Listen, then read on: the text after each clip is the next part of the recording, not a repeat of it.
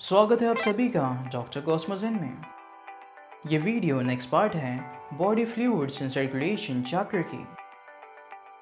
अगर आपने इसका प्रीवियस पार्ट नहीं देखा तो उसका लिंक आपको डिस्क्रिप्शन में मिल जाएगा। इस वीडियो के अंदर कवर होने वाले टॉपिक्स ये रहे आपके स्क्रीन पर। तो आइए फिर इस वीडियो को स्टार्ट करते हैं।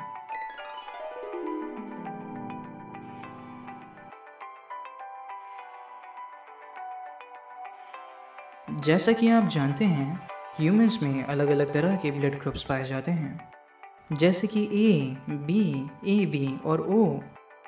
इस तरह के ब्लड ग्रुप सिस्टम को एबीओ ब्लड ग्रुपिंग कहा जाता है। एबीओ ब्लड ग्रुपिंग की डिस्कवरी के लैंडस्टाइनर ने करी थी। आरबीसी के सरफेस पर कुछ प्रोटीन्स और शुगर्स पाए जाते हैं जिनको आरबीसी एंटीजन कहा जाता है। एबीओ ब्लड ग्रुपिंग में बस दो मेन एंटीजन्स होते हैं, ए और बी। अगर किसी ह्यूमन में आरबीसी पर ए एंटीजन पाया जा रहा है तो ऐसे ह्यूमन का ब्लड ग्रुप होगा ए। अगर किसी में बी एंटीजन पाया जा रहा है तो उसका ब्लड ग्रुप होगा बी। और अगर ए और बी दोनों एंटीजन पाए जा रहे हैं तो ब्लड ग्रुप होगा ए बी। और अगर आरबीसी पर कोई भी एंटीजन नहीं पाया जा रहा तो ब्लड ग्रुप होगा ओ यानी कि 0। इसी तरह से हमारी बॉडी का इम्यून सिस्टम कुछ एंटीबॉडीज़ को बनाता है जो प्लाज्मा में पाई जाती हैं। इनका नाम होता है ब्लड टाइप एंटीबॉडीज़। ख़ास बात यह है कि एंटीबॉडीज़ उस एंटीजन के अगेंस्ट में बनती हैं जो आरबीसी पर पाया ही नहीं जा रहा। जैसे अगर किसी इंसान का ब्लड ग्रुप है ए तो उसके आरबीसी पर ए एंटीजन पाया जाएगा, लेकिन उसके प्लाज्मा में एंटी बी एंटीबॉडीज़ पाई जाएंगी। इसी तरह अगर किसी का ब्लड ग्रुप है बी तो उसके आरबीसी पर बी एंटीजन पाया जाएगा और उसकी प्लाज्मा में एंटी ए एंटीबॉडीज़ पाई जाएंगी। इसी तरह से बाकी ब्लड ग्रुप के साथ भी होगा। इन एंटीबॉडीज़ का काम ब्लड को क्लम्प यानी कि जमाने का होता है।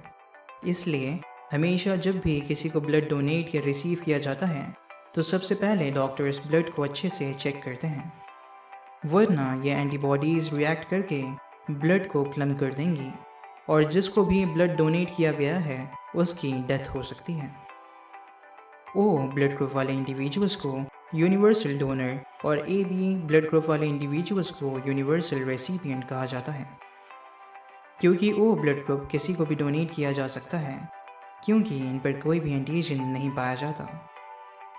ए बी ब्लड ग्रुप में कोई भी ब्लड टाइप एंटीबॉडी नहीं होती, इसलिए ये किसी का भी ब्लड रिसीव कर सकते हैं।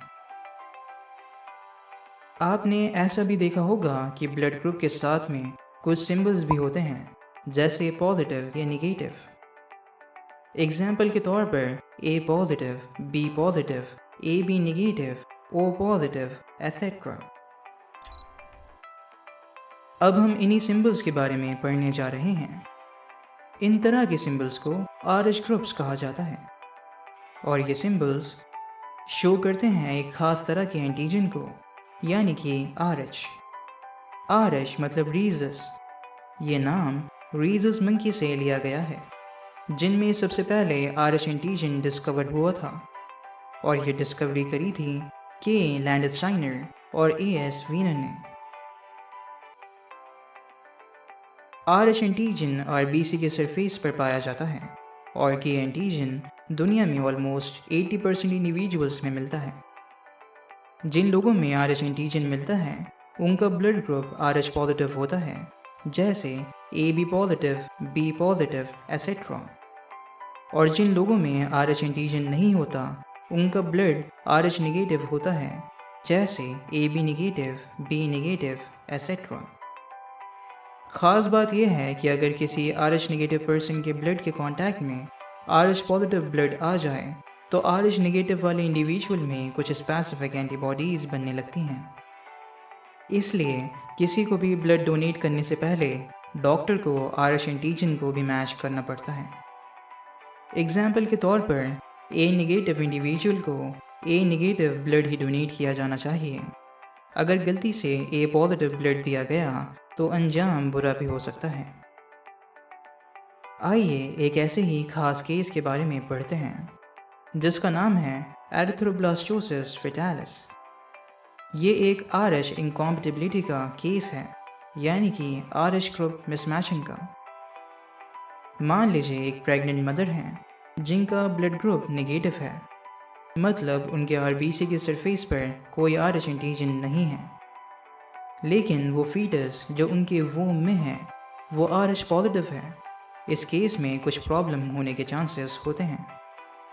जब तक फीटस मदर के वूम में है तब तक वो मदर के ब्लड से एक्सपोज नहीं हो पाएगा, क्योंकि फीटस और मदर के ब्लड के बीच में एक लेयर होती है जिसका नाम है प्लेसेंटा। लेकिन जब इस बेबी की डिलीवरी होने वाली होगी तो पॉसिबिलिटी है कि बेबी और मदर का थोड़ा ब्लड मिक्स हो जाए। ऐसे केस में मदर की बॉडी में कुछ एंटीबॉडीज तैयार होने लगेंगी ताकि वो इस आरएच पॉजिटिव ब्लड को ख़त्म कर सकें। लेकिन उस टाइम तक एंटीबॉडीज़ बहुत ही कम डेवलप हो पाएंगी और बेबी वोम से बाहर आ चुका होगा, इसलिए उसको कोई भी खतरा नहीं होगा। लेकिन अगर यही मदर दोबारा प्रेग्नेंट हुई और फीटस का ब्लड आरएच पॉजिटिव हुआ तो ऐसे केस में मदर के ब्लड से आरएच एंटीजन के अगेंस्ट में बनी हुई एंटीबॉडीज़ फीटस में लीक कर जाएंगी और इस केस में बेबी को डेंजरस सिचुएशंस जैसे कि एनीमिया और जॉन्डिस का सामना करना पड़ सकता है। इस प्रॉब्लम को अवॉइड करने के लिए कुछ टेस्ट करने के बाद मदर की फर्स्ट डिलीवरी के इमीडिएटली बाद एंटी आरएच एंटीबॉडीज़ का इंजेक्शन लगा दिया जाता है, जिससे एरिथ्रोब्लास्टोसिस फेटालिस जैसी कंडीशन से बचा जा सकता है। चलिए अब पढ़ते हैं कोगुलेशन ऑफ ब्लड के बारे में, यानी कि ब्लड कैसे क्लॉट होता है। आपने अक्सर देखा होगा कि अगर हमारे कहीं पर इंजरी यानी कि चोट लग जाए और उसमें से ब्लड निकलने लगे तो वो थोड़े टाइम के बाद अपने आप जम जाता है। आइए देखते हैं कि ऐसा कैसे होता है। असल में हमारे ब्लड में कुछ क्लॉटिंग प्रोटीन्स पाए जाते हैं जिनको क्लॉटिंग फैक्टर्स कहा जाता है, जैसे फाइब्रिनोजेंस, प्रोथ्रोम्बिन वगैरह वगैरह। प्रोथ्रोम्बिन और फाइब्रिनोजेंस इनएक्टिव होते हैं और वो एक्टिव होकर थ्रोम्बिन और फाइब्रिन्स बनाते हैं। प्रोथ्रोम्बिन को थ्रोम्बिन में कन्वर्ट होने के लिए एक एंजाइम कॉम्प्लेक्स की ज़रूरत पड़ती है जिसका नाम है थ्रोम्बोकाइनेस। थ्रोम्बिन फाइब्रिनोजेंस को फाइब्रिन्स में कन्वर्ट कर देते हैं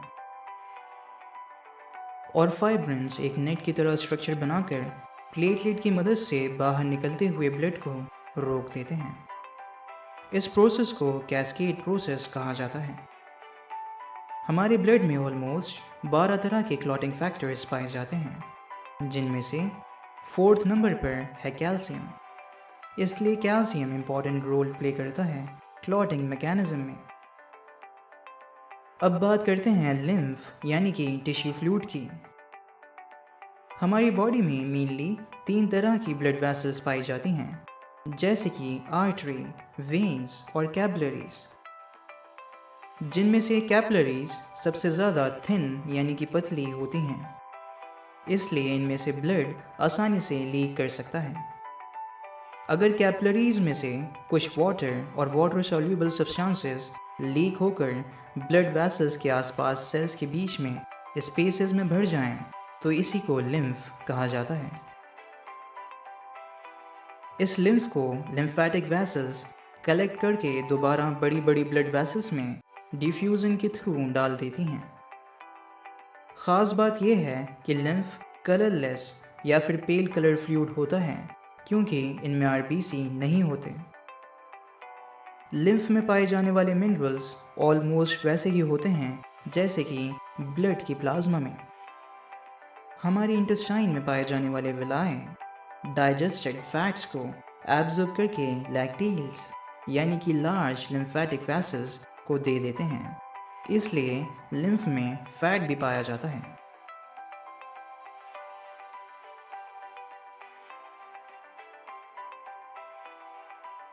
अब बारी है कुछ इम्पोर्टेंट क्वेश्चंस की। दुनिया का सबसे रेयर ब्लड ग्रुप है AB नेगेटिव और सबसे कॉमन ब्लड ग्रुप है O पॉजिटिव। वो डिजीज़ जिसमें ब्लड नॉर्मली क्लॉट नहीं होता उसका नाम है हीमोफीलिया। हीमोफीलिया मेनली दो तरह की होती है, ए और बी। Haemophilia A generally clotting factor 8 की डेफिशिएंसी की वजह से होती है और हीमोफीलिया बी क्लॉटिंग फैक्टर 9 की डेफिशिएंसी से। लिम्फ में मेनली लिम्फोसाइट्स यानी कि WBC की कुछ टाइप्स, वाटर, छोटे छोटे प्रोटीन्स, हार्मोन्स, न्यूट्रिएंट्स और एग्जैक्टली सेम मिनरल्स जैसे प्लाज्मा में पाए जाते हैं और इंटेस्टाइन में पाए जाने वाले विलाय के ज़रिए से एब्जॉर्ब किए गए डाइजेस्टेड फैट पाए जाते हैं।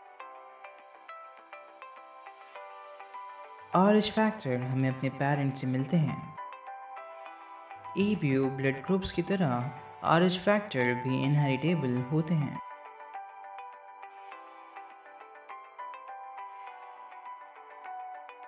इस चैप्टर से जुड़ी नेक्स्ट वीडियो का लिंक आपको डिस्क्रिप्शन में मिल जाएगा।